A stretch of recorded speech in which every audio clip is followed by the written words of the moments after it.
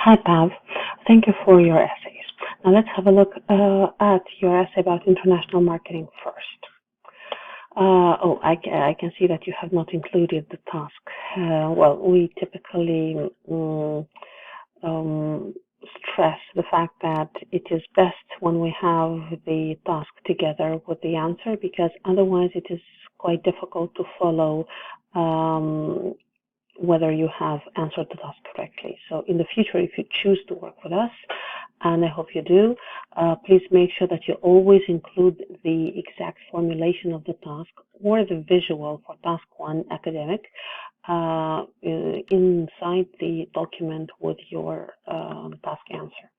Now let's have a look. The effects of international marketing have long been debated.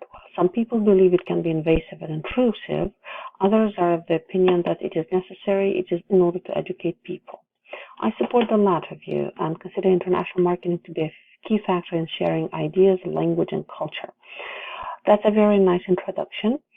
I see that you have used the wording of the task, invasive, intrusive, and I think key factor in sharing ideas, language, and culture. You see, if I had the task right here on top, I would be able to tell you for sure. But as far as I remember, these are the words from the task.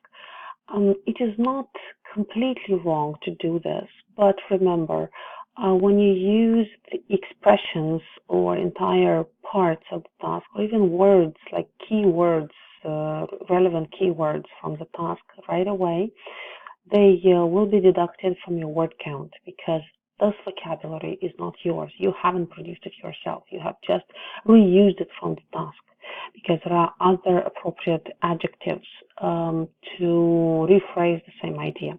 Anyway, this is a nice introduction, and at the end I will say just a couple of brief remarks regarding why your essay and what your essay needs to get to the mark of 7.5, which is your purpose.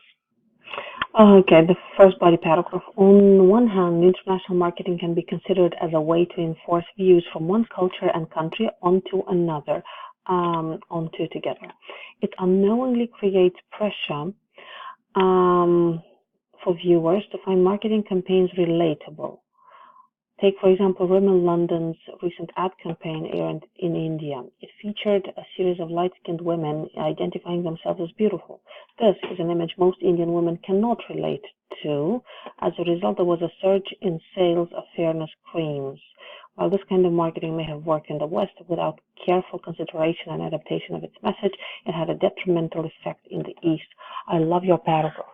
This is actually almost a perfect explanation of why international marketing is considered to be intrusive and forcing values and ideas from one culture onto another, as you very well said here in the beginning. I love the way you use topical vocabulary, but we need to polish a couple of things, such as spelling and grammar. Okay. It unknowingly creates pressure. Pressure should be spelled like this for viewers. I would say on viewers, because you can also say it puts pressure on viewers to find marketing campaigns relatable. Or perhaps you could even say this in a different way, something like put pressures on viewers and forces them to find at least some relatable points with this marketing campaign, because, you know, as you gave the example, women think that being beautiful is only being white, so, or let's say fair-skinned. Take, for example, Rimmel London's recent ad. I would say advertising campaign or advertisement aired in India, and here you can say which featured, or you can do what you had. Pressure, we have to keep this. You can also add a column here. It featured a series of light-skinned, and light-skinned should be hyphenated, identifying themselves as beautiful. Or you can say who were presented as beautiful. this is an image most Indian women cannot, and cannot is one single word. Yes, that's the only modal negative that is correctly spelled as one word with its negation. Cannot relate to. You need the verb not in the past form because you need it in the infinitive as you have the modal next to it. Relate to. And here you need to put a full stop and start a new sentence. As a result, comma, there was a surge in sales of whitening, not fairness, whitening creams, or let's say skin creams, or skin whitening creams. You can even do it like this. Well, this kind of marketing may have worked in the West without careful, and it's not careful, it's careful, consideration and adaptation of it's. It's not this it's that you have here is it is, which is a pronoun and the verb. You need the possessive it's. Of its message, it you can say produced. So you see, produced by adapting a couple of words, changing punctuation, changing sentence structure. You cross the limit from a 7 to 7.5 by adding accuracy, by removing these small, let's say, debris of errors, of minor slips, and refining your language and sentence structure. You advance to a higher band score. I hope you understand what I mean. Next, on the other hand, we share a moral responsibility to provide aid and support to one another globally. Perhaps you should be clearer that we're still on the topic of international marketing. Okay, so you can say, on the other hand, by means of sharing information about a variety of products through spreading advertising all around the world, we still share a moral responsibility to provide aid and support to one another globally. Without international marketing tools, non-newsworthy stories would not reach the masses. For example, UNICEF, and it is a tradition to write UNICEF as an acronym because it is an acronym, was able to raise 1.6 million pounds in its, the same, this is not it is, this is the possessive it's, of it, right? Last global campaign, we have a repeat, global here, globally here. It's not a mistake, it's not a terrible mistake, but it detracts from the quality of the use of your vocabulary. To aid malnutrition in Africa, and we have aid here and aid here, right? So, as a person who strives to achieve a 7.5, you really have to make sure that your vocabulary proves to have a range, and this means that you should avoid unnecessary repetitions because your vocabulary is rich enough, I can see this, to come to a rephrase, appropriate, precise rephrase of the same concept. Great vocabulary, malnutrition. Without the awareness global marketing allows, society would not be able to pull together to support such a cause. I would say pull together is a bit informal for the tone that you adopt. Perhaps unite, join forces, something like this. In my opinion, great opportunities are created by sharing worldwide information through marketing techniques. I would add a thus. So this, if you intend to make your opinion sentence the concluding sentence for this paragraph, perhaps you would need another, let's say, summarizing linking word. I would add a thus word. Perhaps I'm a fan of thus. To conclude, international marketing is a necessary evil, great use of vocabulary. Although at times it may miss the mark, I would say I still believe this can be resolved by giving proper consideration and tailoring advertising campaigns. And I think the word advertising is absolutely necessary here because campaigns can refer to election campaigns, to the countries that it is being marketed to, and you need the subject and you don't have it here. I believe the benefit from humanitarian awareness and publicity offered is unparalleled. Again, some linking would do good here because the sentence seems a bit detached from the rest of the paragraph. So I love the fact that you have interpreted the topic absolutely correctly. You have provided the perfect examples, but if this paragraph is written really impressively in terms of logic and connection and development, I think the second body paragraph could be developed a bit more. And I don't know, perhaps you could add more explanation, more specification about the ideas of uniting to support humanitarian cause, of informing people about important issues. Anyway, you have great ideas, but you really have to mind your vocabulary, your minor errors in grammar and vocabulary, and punctuation as well. Now let's have a look at your letter. Dear Smith family, I hope this letter finds you well. Thank you for accepting my request to visit the UK on the English Homestay Program. My name is David John from Munich, Germany. Okay, I am 22 and I have lived here all my life. Currently, I'm studying international business at Munich University and I'm living with my parents and sister.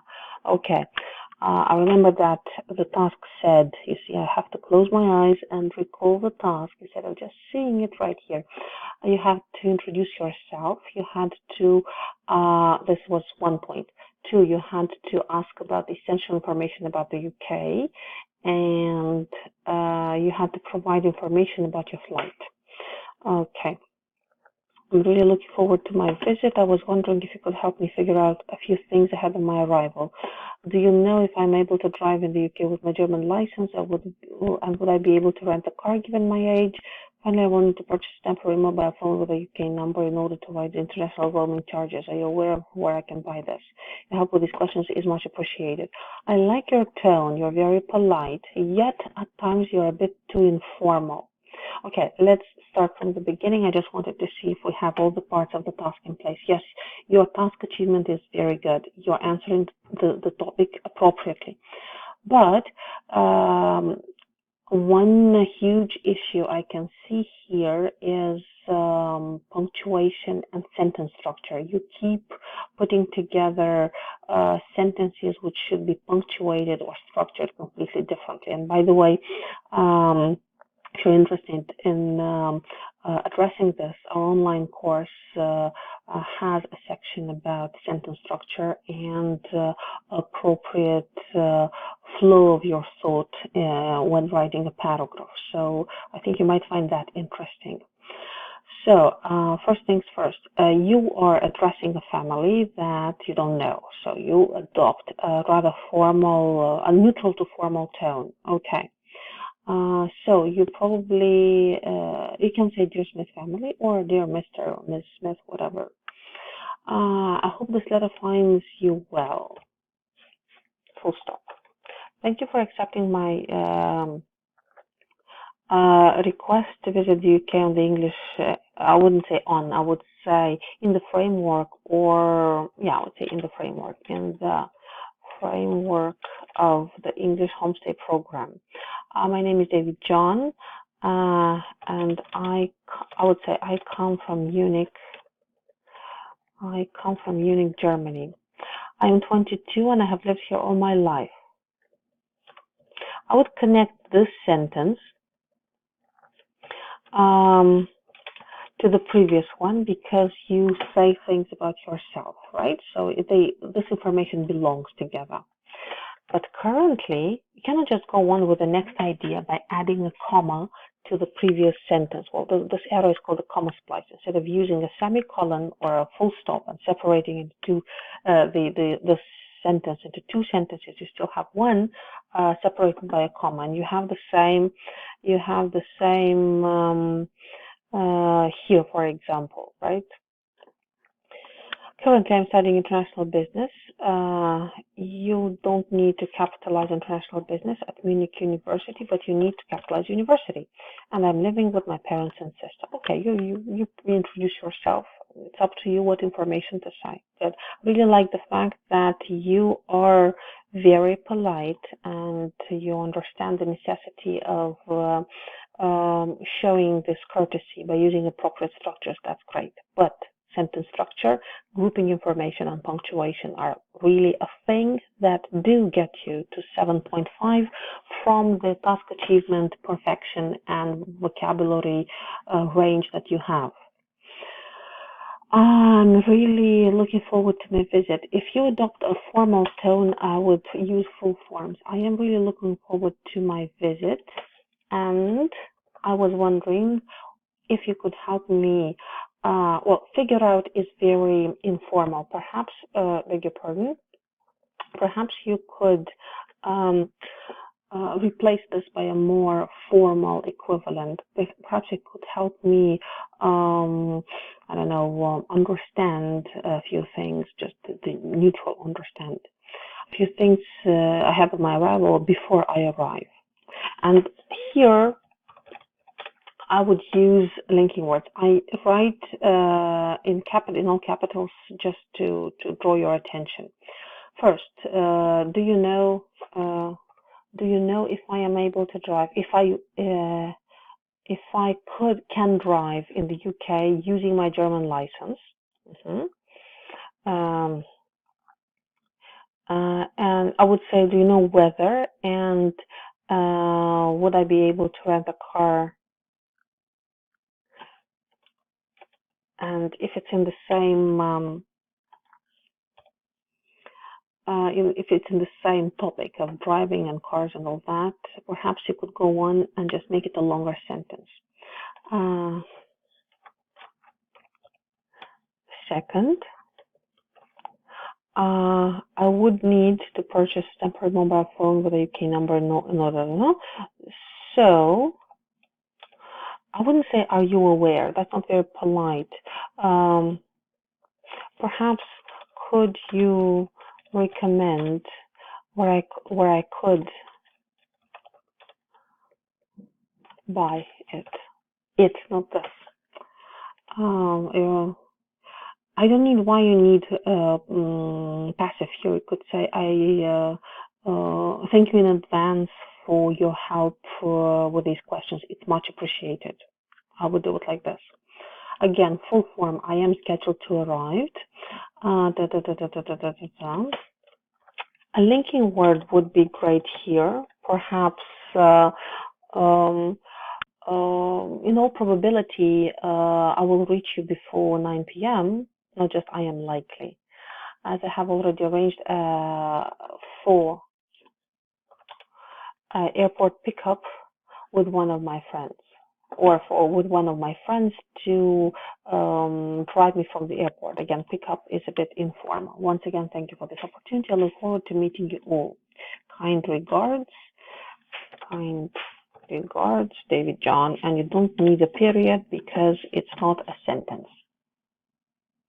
You say kind regards. You don't know these people, so perhaps you could say yours sincerely, because you're trying to be formal, right? It's not a very formal letter, so it's up to you here. Okay.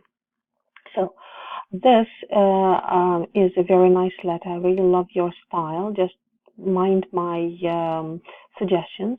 It's not very difficult to change. If you're interested in more help with what you need most, and this is sentence structure, overall cohesion, and punctuation, I do advise that you have a look at our offer of our online course. So explore the link at the end of my feedback email. And remember that if you join our online course in the next 24 hours, you will get 2 essay corrections for free and a discount of $10.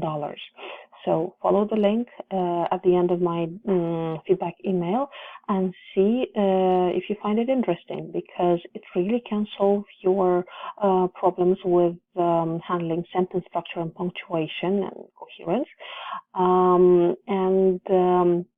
You will see how fast you can improve, and we really want you to improve based on the feedback that we provide. So all the best of luck, and hoping to see more of your wonderful essays again.